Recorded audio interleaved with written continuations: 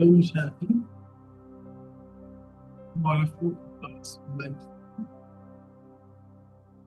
As always, before we begin, spend a moment in silence.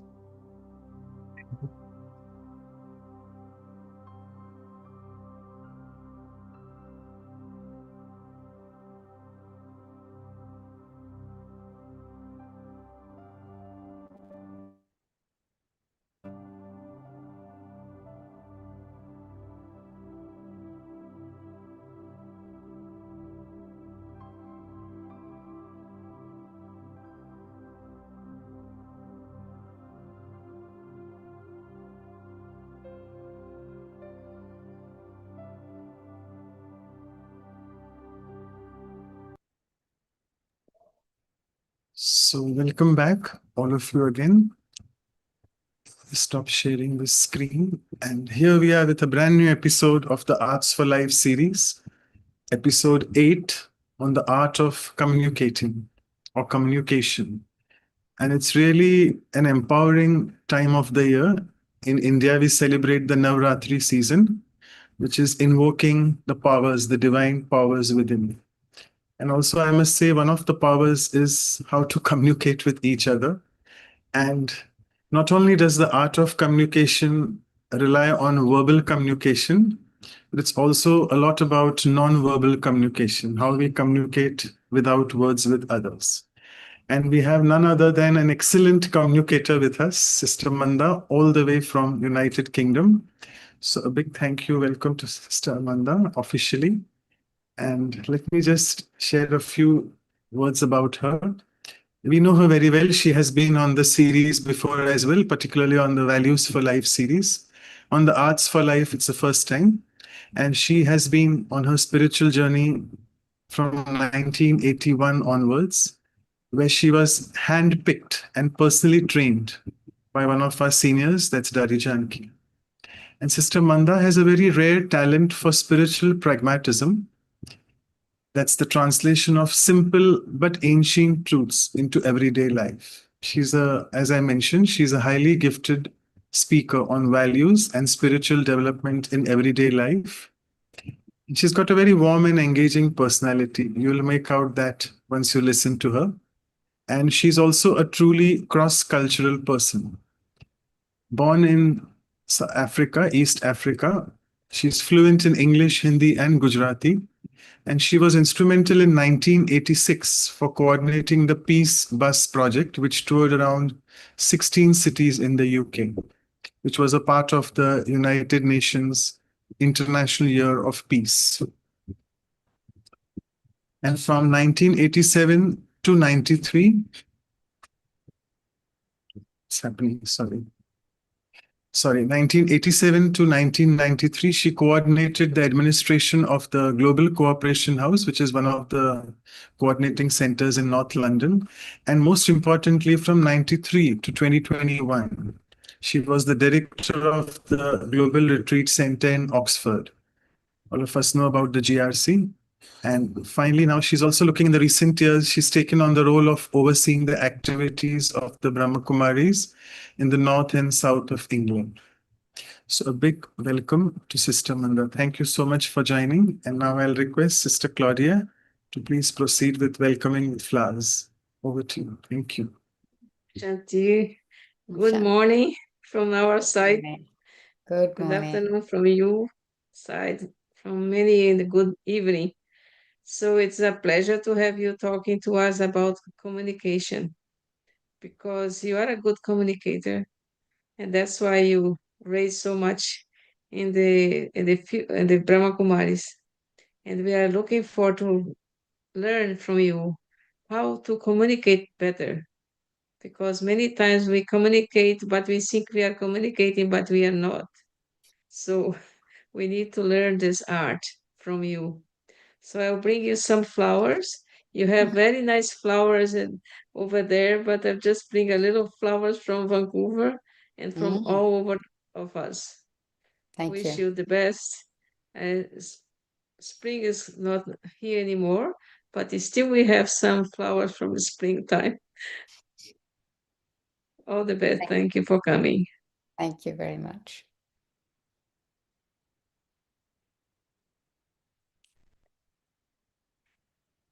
So that's it. Do I begin now? Have we finished with all the formalities? So, hello everyone. Good morning to all of you from that part of the world. And I'm not sure if there'll be anybody here from the UK, but if there are, then it's good afternoon to them and good evening to those from Bharat, homeland. And the homeland is in our minds nowadays as many prepare to travel to Madhuban. And so when Manoj Bhai asked me to speak about this and I saw the topic, and I think I instantly said yes to you. Is that right, Manoj Bhai? I don't think I hesitated. And it is true. It is a subject that's very important to me. And in fact, I think it's valuable. And generally speaking, we think about communication as in what we say, how we say it, and that sort of thing. And that's very important, absolutely, no question, because I've been, being here at the retreat center, and our activities are like a machine, the functioning of the place is like a machinery. And this machinery has to work because it's so constant. It has to work really like clockwork. And more everything becomes clear and natural and easy, the less energy it takes. Otherwise, lack of communication, confusion, lack of understanding, lack of information, all of these things create a lot of conflicts, if you like, because somebody makes an assumption that something is happening, but it's not happening, or somebody needs some information and they don't get it, and so they then feel at a loss, or they don't understand what it is that they're supposed to be doing.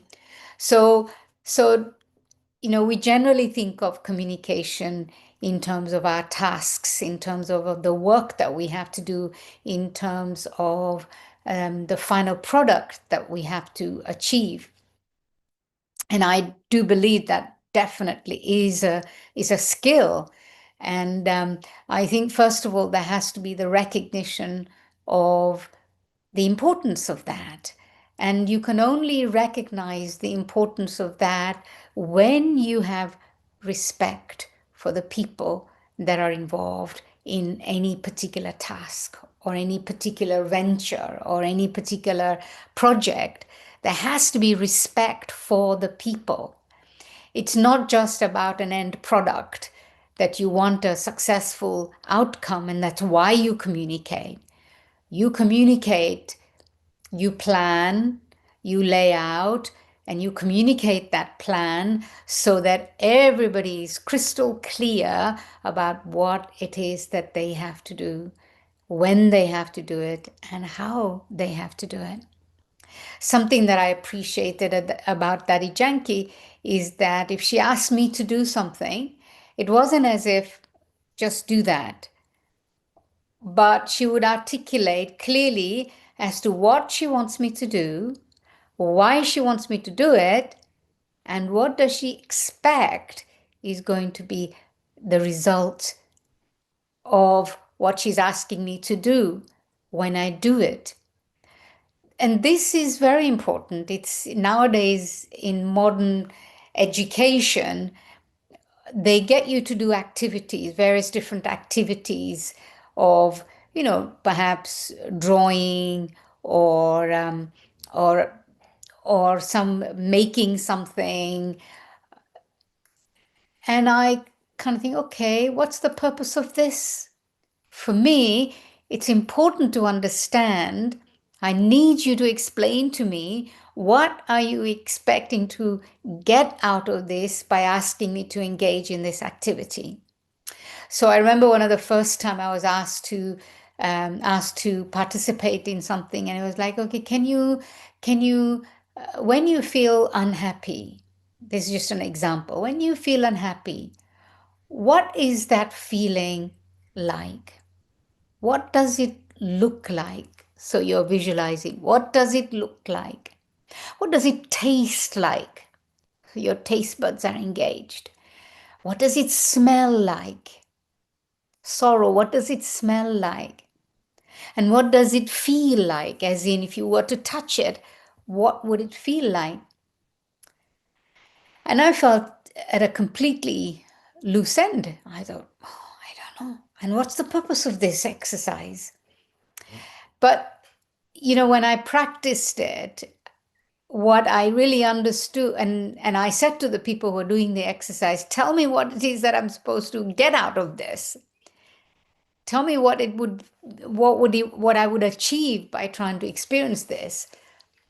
So they explained to me that actually you will have a clear understanding of what your sorrow feels like. It's not just enough to say, I feel sorrow. What kind of sorrow is it? Why do you feel that sorrow? What does it do to you when you experience that sorrow? So for me, this is part of clarity of understanding. And when you understand something, then you are able to put it into practice. And therefore, there is this level, this on the surface level of communication, which is important to carry out the work that we have to do, achieve, and be comfortable in doing, actively involved in what we have to do. So that's verbal communication. And actually, I looked up the meaning of the word communication in Latin, and it says that it comes from communicare, and it means to share, to make common, to share something and to make common. And so what are we sharing when we're communicating? Is it just words? Is it just concepts? Is it just ideas? Is it just methodology? Yes, all of that when there is this verbal communication. But communication happened on so many different levels. So first of all, communication happens through visually. What are you seeing? And so seeing as in, what your vision is engaged. What are you seeing? What is the vibration that you're feeling? What is the energy behind the words? What is the intention of sharing? What is the intention of the person when they're sharing or speaking? What is their intention? And all of these things are picked up totally without being explained. Each one of us sees something and picks something up. And there's this whole other side of things whereby you are so tainted by your own experiences that you will also look at things, and I don't mean look visually, but perceive things through the filter of your own experience. So one is this aspect of communication where somebody's communicating, emanating, sharing something with you. And the other is what you pick up from what is being shared.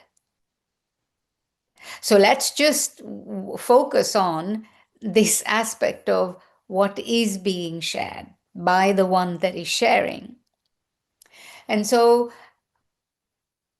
how many times many of you in this room will have experienced Daddy Janki? And how many times she entered a room that you are in or a space that you are in, and she hasn't said a word. Not a word has come out of her mouth. She enters the room and you sense something. And in the beginning, you may not know. You may not know what it is that you're picking up, but you're actually stunned by that presence. You're stunned into silence. You're stunned into perhaps even a deep emotion, and you have no idea. Now, Dadi, when she entered the room, she didn't enter the room thinking, I'm going to shut them up. I'm going to stun them into silence. Because if she does that, then that would not be genuine. That would not be real. You would know the difference between her trying to do it and doing it. You know how many times, again, because she entered the room absolutely and completely in a state of silence, without any preconceived ideas, without any judgments, she enters into that space internally very quiet, but completely clean. And when she enters, it's her energy is gathered inside herself in a very concentrated and profound way. So when she enters the room, all that you pick up is this incredible presence. And that she's emanating so much vibration and so much energy that the room becomes filled with that vibration. And what is it that is being communicated in that moment? There has been no words. What is being communicated is the powerful vibrations of peace. What is being communicated is the powerful vibrations of love. What is being communicated, another word shared, as the meaning of communicare is, what is being shared is this profound silence. And because it is being shared genuinely, the same becomes evoked inside of you. Nowadays, Baba speaks about this aspect that there are so many philosophers in today's world. There are so many educated people, so many learned people, and they know a lot of information. And when you listen to them, you feel, wow, you feel impressed in that moment. But when you go away, when their speech finishes, when you go away, nothing stays with you. You don't remember anything. You're not sure what it is that you learned. You might have spent 45 minutes in their company, and you're not sure what it is that you've learned. And so there is this notion that you can speak a lot, but say nothing. You can use a lot of words, but actually words that might impress somebody intellectually, but their heart remains unflinched. Their heart remains untouched. And their heart remains separate, in a sense, from what is. Someone like Dadi enters the room and says very few words. And we heard loud and clear what an amazing energy that is. We hear loud and clear that I'm touched by that and I'm drawn to that myself. And so what is latent within me too is being invoked or evoked by that sharing, that communion, that communication.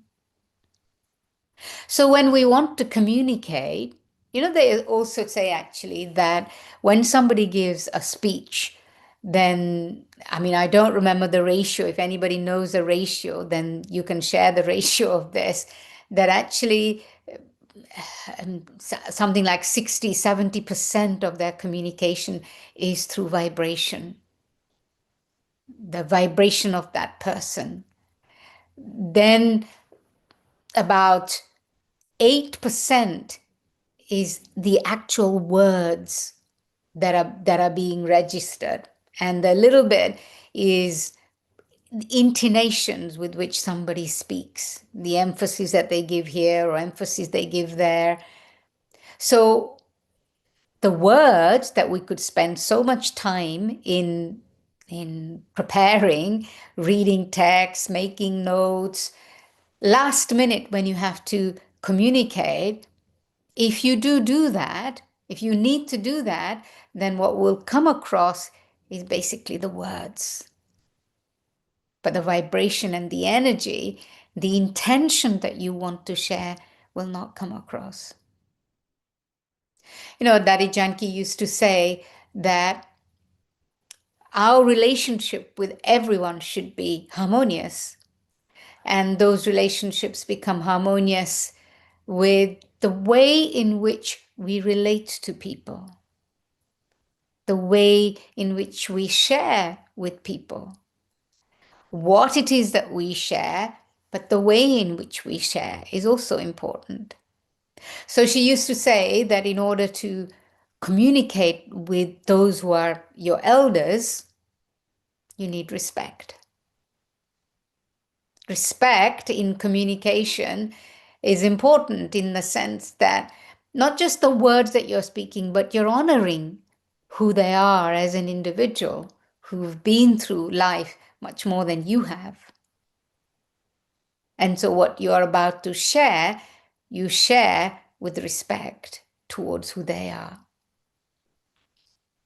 And then she used to say, if you're communicating with your equals, and this, she used to speak about it in the context of work, you know, the seva, the service that we used to do. And we were dealing with all sorts of people, right? So she would say, those who are your equals, you have to relate to them with humility. If you start to say, well, I know, and you got to listen to me, I'm better than you, and I'm more learned than you, then your equals will say, fine, go ahead, do it yourself. So for your equals, you need humility, but the other word she used to speak of is integrity. Integrity in our communication and in our relationship. And for me, that's very important. It's to do with honesty. Generally speaking, our relationship with everyone must have integrity. And integrity doesn't mean just in terms of honesty, but for me, it's important to state what is. For me, it's important to reveal myself as I am. You know, I'm very aware when you speak spiritual knowledge and when you've been doing it for so long, you could speak it eloquently, you could speak it clearly because you've been doing it for such a long time, but you could be deluding people. In the process of that, you could make yourself sound like you know it all. You could make yourself sound like, I know, I've been there, I do it, I'm there. And this is deception. This lack of integrity your words may be communicating what you want to say. But this lack of integrity, this lack of honesty, this lack of this sense of ego about one's own self will not empower the other person. It will also not allow the other person to be open to hear what you have to say. You know, they say about the difference between empathy and sympathy is that empathy is where when somebody is going through a difficult time, you are with them. You understand, I'm with you. You don't suddenly get on this position, I know, and I'm going to put you out right. You don't suddenly go on this position and say, oh, you know, I've been through it as well. And in doing so, dismissing their pain. But empathy is where I'm with you. I'm sharing with you. I'm I'm giving my time, my company, and my love, and that's enough. And I don't need to say anything. Just in my presence, they understand that you are empathizing with them. Whereas sympathy will be, oh, you poor thing. I know it's so hard. It must be really difficult for you. This is sympathy. And in the process of being sympathetic, you're actually putting them down. So, interesting, this whole aspect of the way in which we communicate with somebody, even in their time of difficulty. How am I communicating in the time of difficulty? Am I willing to be with? Or am I going to sort them out? And you might say that in trying to express sympathy, you might just be, your intentions are good, but your good intentions are not good enough, because those intentions also have to be expressed externally in the right way. I find myself getting into trouble with where this is concerned, because I have the habit of saying something as it is. And people will say, yeah, you're right, but it's the way you said it. So they don't like it because of the way I said it. It's my lifelong lesson that to say what is right, to communicate what is right, but it has to be communicated in the right way. It's a lesson that I'm still learning. And the reason why one ends up not learning the lesson is one's own ego. And we had this question yesterday, we were asking about this, that how is it that you think your ego expresses itself fundamentally in your life? I don't know if you've ever thought about that. For me, it's impatience. When I become impatient, it's like, wow, come on, why aren't you able to do it? Come on, be quick. So this impatience expresses itself and making the other feel uncomfortable. That's also a form of communication, the communication that doesn't make someone feel good. And then Dadi used to say, communicate with those who are younger than you with love.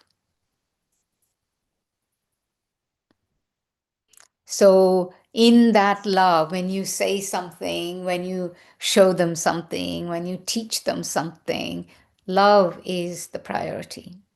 Love is the most important thing. And last couple of weekends ago, we had a retreat. And this retreat was meant to be for people who are change makers in the world. Not meant to be, it was. And we had a little bit of a tricky situation. And the little tricky situation was that we had 15 Israelis in that group out of 30. And the other 15 were from various different countries. And when they actually saw the list, they said, but why do you have 15 Israelis? Are you siding towards the Israelis with all this thing that's going on in Gaza and what they're doing to the children in Gaza and all of that? And we said, no, they are also wanting to make a difference in the world. But some people just could not hear it. They could not. They wanted us to make some political statement about our position. They didn't call it political, but they said, okay, what is your position about Israel and what's happening in the war there? And we said, but we don't make a political statement. And they didn't want to hear it. They didn't want to hear it. And this subject has come up a lot, where early days when the war broke out between Israel and Palestine, then there was somebody who was in Israel who was a TV personality and was getting some of the BKs he was interviewing the BKs and senior BKs and asking them questions and showing scenes of what was happening in Israel and in Palestine and all of that. And I was asked to speak on that. And, in my gut, I knew I didn't want to do that. one thing was that I thought I wouldn't do justice to it, but there was something fundamentally didn't feel right to me. I felt that in being present on that channel, I was taking sides. I would be seen to be taking sides. So communication. So my words might be saying the right thing, but what is it that I am sharing? What does it look like that I am sharing? I come back to this original meaning of the word communication, to share. And so this is something to consider. For me, clarity of communication is important. And therefore, the beginning, the middle, and the end of the situation. And for me, I need to be very clear in my own mind and in my own head about what it is that I want to say and why it is that I want to say what I want to say. Because when there is clarity, the other person can understand. In fact, I'm just remembering something. Clarity is kindness. This was something that I heard. I don't know if any of you know Brené Brown. She's quite in Americas, in Canada probably too. She's very prominent these days, talking about some of these ways in which personal interactions and personal relationship work. And so she spoke about this, and I totally agreed. It's kind to be clear. It's unkind to be confusing. Even if you might say you're not deliberate in your lack of clarity, but have I done the work to be clear? For me, when I do something, it's like I need to have a broad picture. And I understand that we're all different. We'll work differently. And for me, it's important to have the broad picture. And for me, it's important to see the beginning, the middle, and the end. And therefore, I'm more about communicating more information than less information. Simply to make life simpler and easier for the other people. And so what is the personal endeavor that I have to make about clarity? I think one of the first things has to be to be free from the ego of I. That I know you've got to listen to me, and if you don't listen to me, then you're out. So I want to share, but the sharing, the real communication is when there is a two-way communication happening. The sharing means to share with someone, but also to be sharing from their side too. One of the things that we do here, which I enjoy very much every day, is that we read the Murli and then we have a conversation about the Murli. So it's not just going around the room, people repeating the points that they've heard. People might say, yeah, I like this word, but also more, Baba said this, and I interpret it like this, or this is what was said, but would other people have another perspective? So we open up a conversation and then we build the conversation. So it's not one says one thing, some says something else, and so the whole thing is scatty and all over the place. The clarity of communication for me is where the conversation is building. When the conversation is building, there is vibration and there is energy. Learning is taking place beyond just gathering of information. It's not just about gathering of information by hearing what someone has to say. But when the conversation builds, it's about going deeper and having realizations about the conversations. And the realization about where is it that I'm at in this conversation? What is it that I've got to learn? What is it that I've got to grow about?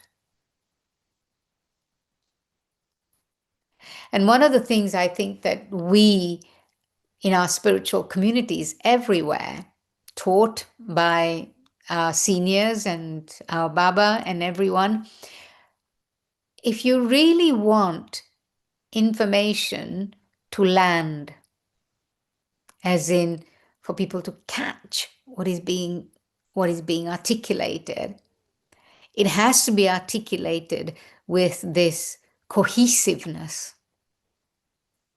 So where my understanding, my words, and my practice are in alignment with each other. I say one thing, but I do something else. Wasn't it yesterday that also we heard that if you're asked to do something, you don't do that. You go off and do something else. And then you can't say to someone, this is a good thing to do. Do it. Because people catch our vibrations. Our attitudes communicate with people. Our vibrations communicate. Our attitudes communicate. Our intention communicates. And our body actually doesn't lie.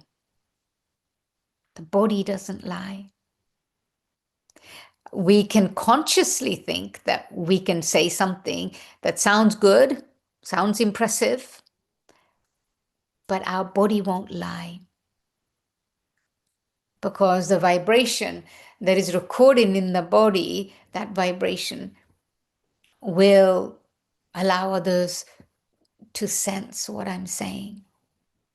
And so part of my spiritual endeavor has to be where I am constantly going on this journey of wiping myself clean. Wiping myself clean. When you live in a big community, everybody's different. Everybody's personality is different. Everybody's ways of behaving is different. And I could either, I've been through the phases of where I was reacting, but I'm at a phase now where I think I could react, but that reaction doesn't help me, first of all. What does it do to me if I react to someone else's way of being? Whether they know it or they don't know it, or they understand it or they don't understand it, doesn't matter. But what is it achieving?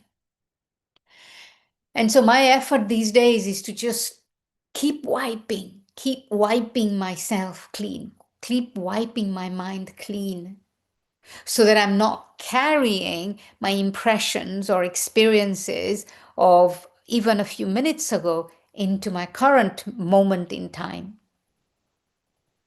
So that I'm not bringing those vibrations and that energy into the present moment, and therefore in the vibrations, in my mindset and attitude. An exercise I often ask people to do is that if you were, every time you meet someone, whoever it is, whoever, people you know, people your relatives, people you have karma with, people you don't have karma with, whoever it might be. But do you think that you could meet them as if you're meeting them for the first time? Anybody? What would happen if you did? Every day you're having new connections and new relationships. You don't carry the baggage, your own baggage from the past, but you also don't carry the baggage of the situation that happened. And for us, it's easy. Why is it easy? Because we have Om Shanti. When you see somebody and you say, Om Shanti, you don't remember what they did yesterday and how upset you were. If you were upset, then you definitely won't say Om Shanti. What will you do? You'll be sulking. You'll be pretending you haven't seen them. And I often say when I sit in class, I know when people are upset. And I know people are upset. They're not telling me anything. They're not communicating verbally. They don't have the intention of telling me, but I can tell sitting in class that somebody's upset. Not necessarily upset with me, but just upset with life, upset with somebody. And so there's a heaviness that's come in. What can't they do? They can't look at anybody in the eye. So they will sit behind someone else so they don't see the person in front. So the teacher doesn't see them. And they don't have to make eye contact with anybody. I tell you something funny, a joke. This is a long time ago. Well, it's not a joke. It's a real situation, but it's hilarious.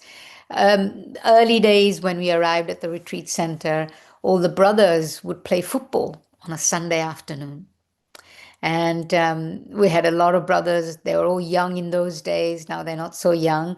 They were all young in their days, in their 30s and possibly some 40s, but mostly 30s. We were all in our 30s when we came here more than 30 years ago. So they used to play football. But every time they play football, somebody would get hurt because they're trying to get the ball. They, dig the elbow into someone, or they headbutt someone, or somebody would get hurt. And I would always have to say to them, if you're going to get hurt, you're not allowed to play football. But they, of course, didn't listen to me, and they would go and play football. One day, one particular brother really got hurt. And he got hurt. He got this big black eye because they headbutted someone, and he got this big black eye. And I had heard that he had a black eye and that he was hurt. So he avoided me the whole day, knowing that if I saw his black eye, I would say to him, no more football. He avoided me the whole day. The night went, the day finished. Next morning, can you imagine? Class time. And he's sitting in class behind someone else so that I don't see his black eye. So I'm going, deliberately I go like that. And I said, so Brother Neville, it was Neville, what happened? And of course, everybody just burst into laughter. I knew, and he knew, he was avoiding communicating or coming anywhere near me. But I knew already. So just a little bit of a fun thing. Things never remain hidden. And you know what? I think though, as we practice being soul conscious, naturally and automatically, we experience purity and cleanliness on a daily basis. Absolutely daily basis. Anything that comes that's unclean, we pick it up. So this is in relation to communication now. I'm not just sharing this because we are emanating all the time. The soul is communicating what it is all the time. We communicate through our words. We communicate through our vibrations. We communicate with our thoughts. If you're consistently thinking in a certain way, your vibration will be like that. If there's negative thoughts going on, your face becomes heavier and heavier and heavier. And you think nobody knows what's going on. I had another very interesting experience once, actually. Again, a long time ago. It's an experience I had, but also Daddy Gulsa used to speak about this. When two people have attachment to each other, you almost feel them within each other. Their vibration becomes like each other. They think you don't know anything. You don't know what's going on with them. And you may not factually know, but there's this unclean vibration, and you kind of think, this person talks like that person. That person feels like they're like that person. The two people who have attachment, almost as if you could feel like they look like each other. That's how subtle vibrations are. That's how subtle communication is. because they're thinking about each other because of their own attachment with each other. We pick their thinking about each other up. And when you pick it up in that way, you just think, something's not right here. And so really our job in trying to, for me, the only thing that we have to learn to communicate is soul consciousness and God consciousness. And it's nothing to do with the label of soul consciousness. In fact, we have a retreat this weekend going on for our BK brother who formed a company, his IT company, in order to be able to support BKs in the UK. So One Point is our IT company, Brother Shashin, who owns the company, but he employs a lot of BKs, he employs other people. And so they're just celebrating their 20 years. So this weekend, he organized a retreat for a lot of his clients and a lot of his people who are associated with his company. And so he actually called it Gratitude Weekend. So this morning, people were coming up and sharing what they are grateful for in their lives. It was meant to be a general question. And so some people shared a general thing. But so many people shared about how much they felt the vibration of the members of One Point. As in the BKs who work for One Point, how their energy was so cohesive, so peaceful, so patient. And all the other people were all non-BKs. Some of them knew BK, some of them didn't know BK. Some of them knew that Shashin had his own spiritual practice. So, but what was lovely was that for them to pick up the vibration. This is what I mean. What the staff communicated to all their clients was not, oh, we're souled and we're soul conscious. They communicated what the soul is through the way in which they were living their lives, the quality of their interaction with each other, and the quality of their interaction with the clients. So the communication, there is, I think for all of us, there is no point in time where communication doesn't happen, where something reads something from you, when someone picks up something from you. They pick it up all the time, but they stay ignorant to what it is. But when it's something significant, whether it's something that's unpleasant or whether it's extremely pleasant, when they pick something up, then they know this is what's being communicated. So yeah, I'll stop here to just invite any thoughts or any comments. But communication is a lovely topic, actually. Yes, fantastic. I think we should have part two as well, because there are a lot of things to cover. It's wonderful. It's a big topic, actually, and we don't realize it. We just look at it from the verbal aspect. So my first question is about, first of all, thank you so much. It was really enlightening to hear so many different levels of communicare, as you rightly mentioned, communicare. That's the literal Yeah. meaning in Latin. Many people say, and even I am guilty of this, because when I'm in a conversation with someone, so they say, let me complete. I said, okay, sorry, complete. And how do we practice? We do it in our Vihasa workshops as a spiritual healing tool, listening. So how to do listening? It's very difficult. How to what?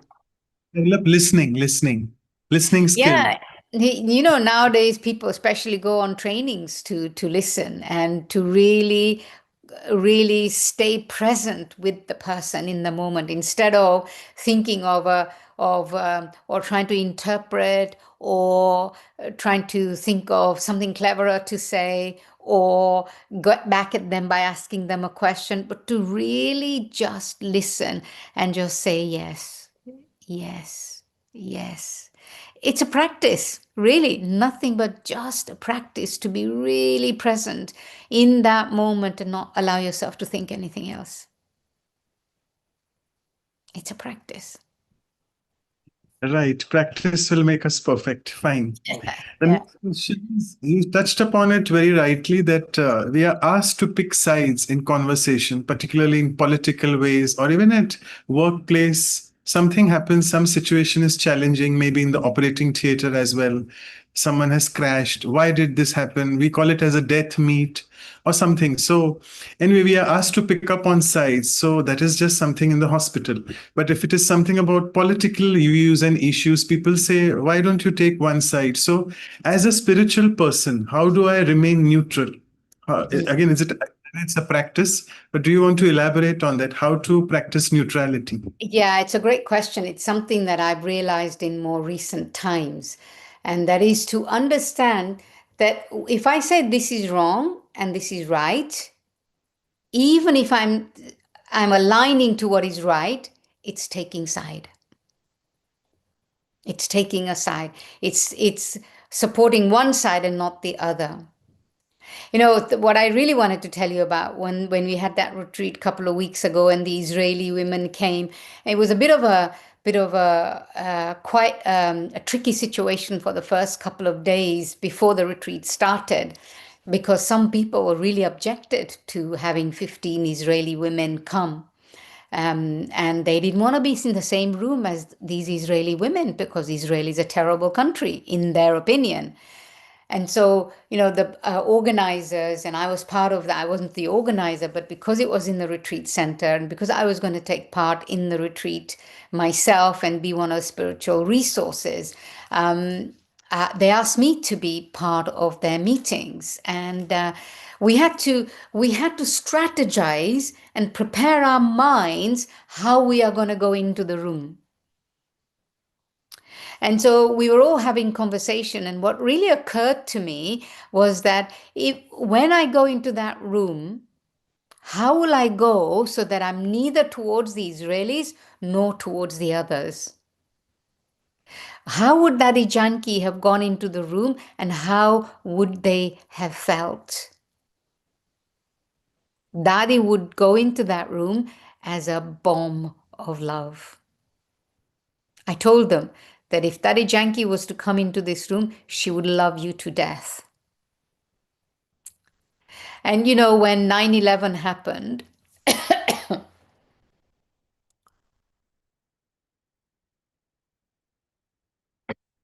when 9/11 happened, then Daddy's question was this, you know, people were saying Daddy was being asked to write statement about what happened and this and that. And so Daddy's question was, okay, everybody's sympathizing or empathizing with the victims, but what about the perpetrators? This is not the time to take sides. This is the time to remain neutral, concentrated, focused, and balanced. Only when we remain neutral, in a state of equilibrium, can we bring power to a situation. Otherwise, taking sides means I've handed over power to one side, my power to one side. But then the question also was, in the meeting that we were having, I said, how would Avyak Baptada be? Forget about anything else. We all had the experience of seeing Avyak Baptada. You know, I've experienced where some chaotic situations would happen in Om Shanti Bhavan in the days of Avyak Baptada in Om Shanti Bhavan. There'd be a commotion, but Baba would sit completely still, totally undistracted by anything, not passing any judgment as to what's happened to that person that's creating commotion. Baba would just look with love, and that's it. So the question is, it's not about how, it's about why. It's about why it is that I need to stay unbiased unprejudiced. This really is the time of the confluence to be unbiased, unprejudiced, and non-judgmental. That in that place, in that state, lies power. And only in that state there is power. If I say this one is wrong, what am I creating? They shouldn't behave like this. What am I creating? Yes, I recognize it's my lack of patience, it's my lack of tolerance that doesn't allow me to do that. But still to keep coming home to yourself again and again in that place of cleanliness and neutrality. Right, wonderful. And I'm afraid time is up, but in the end, I'll just take one simple question which you spoke about. You touched about the communication. The most important thing to learn is to be soul conscious and also God conscious. And in our spiritual class, we are taught about to see but not to see. In Hindi, dekhte hue nahi dekhna. So there's a question which many people ask, the newcomers, the beginners to meditation, that how come that we are seeing so many things wrong happening and it's difficult not to have thoughts about those things. So I'm sure it's a practice which we have to develop, but you want to give a few tricks on how to see yet not to see. Well, I think it's this same principle again, to see, to know, but not to get entangled in it, not to get caught up in it. That's the lesson here. To be in the world, but not of the world. We have to live in the world, but we mustn't be part of it in the sense that we mustn't align to all that we see that is negativity. If I see it and I become, again, same thing, I become impatient, I become angry, and I want to kind of, stamp my feet and throw my fists about, what is it going to achieve? It's only going to make me lose my own power. I can't actually achieve anything by it. And so it's recognizing where it is that is important for me to apply myself and where it is it's important for me to stay neutral. And see, but don't see means, okay, if there's something negative happening, okay, you see it, but don't carry it with you. Don't be affected by it and become negative yourself. That's what it means to see, but not see. Great, fantastic. So thank you so much. And we are approaching the closure of the session. And I'll request Sister Claudia to propose the vote of thanks. Over to you, Sister Claudia.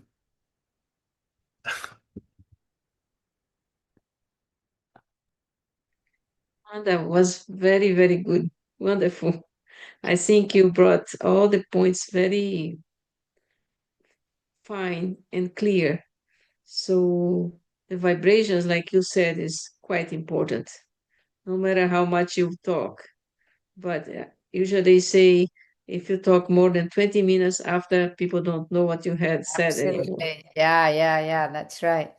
Yeah, so what they kept is just your vibration, how do you explain? So for us today, we really got your points and we are really going to take with us. Thank you so much. It was wonderful. Thank you. Thank you. Thank you, Sister Claudia. And I would request Sister Anu to go ahead with the announcements, and then we'll go in the meditation mode. Yeah, Sister we'll do Anu. meditation. Thank you, Manoj brother. I really want to say it was so powerful session. And yes, part two is great idea because when it comes from real experiences and you're sharing, and I loved it how you said that how before you get into how, know why you want that and what does it do, but good it brings the power. And yes, I also want to mention Brené Brown is a great resource, conflict resolution and self-respect. That. Thank you. We'll quickly go to the announcement very quickly. We'll take maybe today just 5 minutes extra. So after today's session, let's go into reflection what we heard today from Sister Manda. And then we will do the inner reflections. on the same art of communication. We'll take up many of the things discussed today with Sister Deborah on 4th October, Saturday, 7 a.m. West Coast time and 7:30 p.m. India time. And you all are welcome. We look forward to see you there. And then continuingly, we do the workshop where we'll go further into exercise and our own reflection and sharing. So that would be after 2 weeks. And you can check us out on our website. That's vyasa.in and vancouver.brahmakumaris.ca. And write us an email if you have any question or anything. And we'll be sharing the upcoming program calendar. Thank you. Thank you, everyone. And yeah, before we go to the meditation, we take our photograph because at least that also gives us a moment to connect, to remember this powerful moment. So everybody, you can open your video if you want to be in the photograph with Sister. Yeah, still anybody deciding? You have 1 more second to open your video. Thank you. I got it. Thank you so much. So over to Sister Manda. Take us through. Om Shanti. Just becoming conscious of one's own energy and one's own vibrations. As I turn my attention inwards, I begin to become aware of how I'm feeling, what I'm thinking. And each day, as often as I possibly can, I remember to wipe the slate of my mind and my heart clean. No thoughts about anything or anyone, not about the past, not about the future. And do I maintain my heart clean by having loving feelings for everyone and for everything.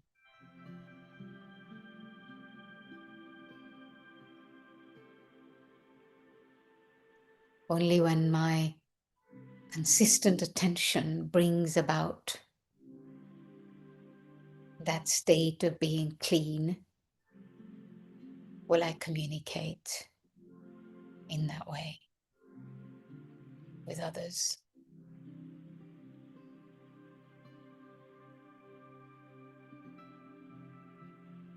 And let's just not even use the word communicate, but share. You know, as we become aware and grow spiritually, we become aware that words are secondary, but our vibration, our atmosphere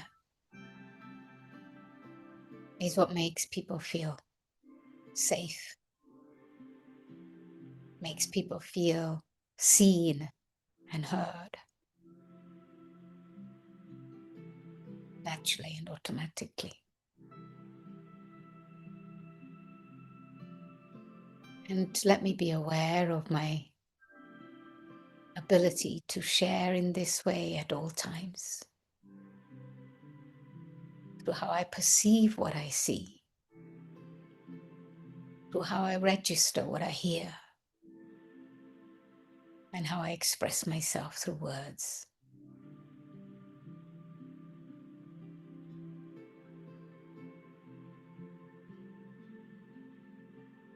Om Shanti.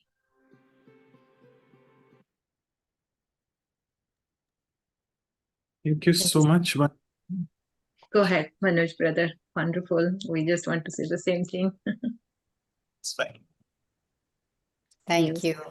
Thank you.